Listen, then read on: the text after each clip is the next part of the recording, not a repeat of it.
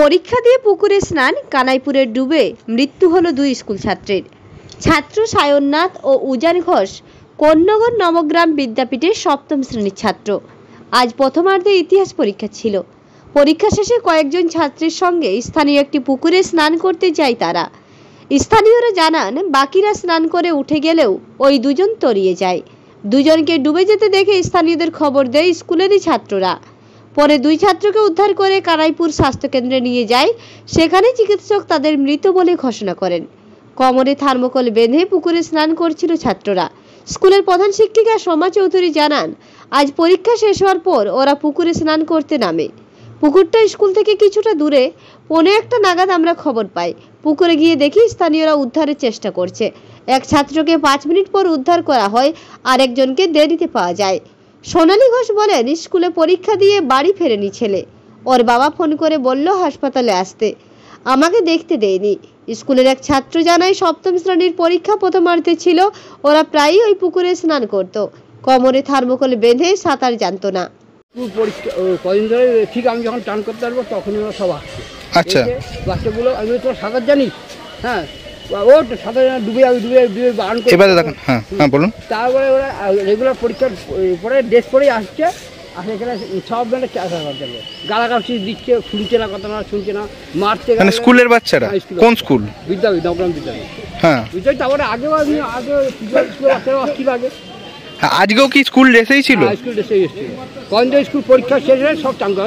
কজন ছিল? অনেক 4-5 আসে। আজকে এখনো প্রচুর ছেলে ছিল। আমি টিভিটা দেখে এসছি, আরে ভিড়, আমি কী করছি এবার তার মধ্যে বলে দুটো ডুবে গেছে, আমি জানিও না। তারপরে বলছে ডুবে ওখানে কাউকে খবর দিয়েছে। কোথায় নিয়ে যাওয়া হয়েছে তাদেরকে? কোথায় আমুসকে কানাইপুরে হাসপাতালে নিয়ে গেছিল। ঘটনা তো আমরা প্রথমেই জানিনি। একজন স্নান করছিল, কমল চক্রবর্তী নামে একটা ছেলে। তারপর স্নান করার সময় আমার বললো এইখানে অনেকগুলো বাচ্চা ছেলে নেমেছে। তার মধ্যে 2-3 জন দেখলো হঠাৎ দৌড়ে পালিয়ে গেল বাচ্চাগুলো। মানে তার মধ্যে দুজন ওঠেনি, মানে দুটো ব্যাগ ছিল এখানে, দুটো ব্যাগ ছিল। School student? School student. একজন শহীদুল নামে ছিল, একজন কি নাম দাস হবে। কোথাকার, কোন স্কুল? নবগ্রাম বিদ্যাপীঠ। ছেলেগুলো কি স্থানীয় ছেলে? হ্যাঁ, স্থানীয় ছেলে।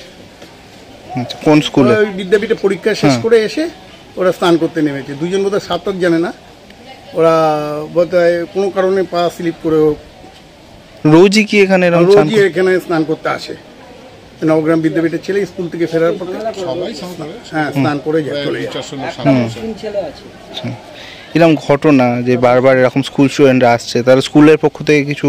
না, স্কুলের পক্ষ থেকে এখানে আমরা অনেক সময় বারণ করি ওদেরকে, কিন্তু ওরা তো বাচ্চা ছেলে, ওরা শোনেও না, কিছু বলতেও পারি না। বাচ্চা ছেলেকে কি বলবো আর।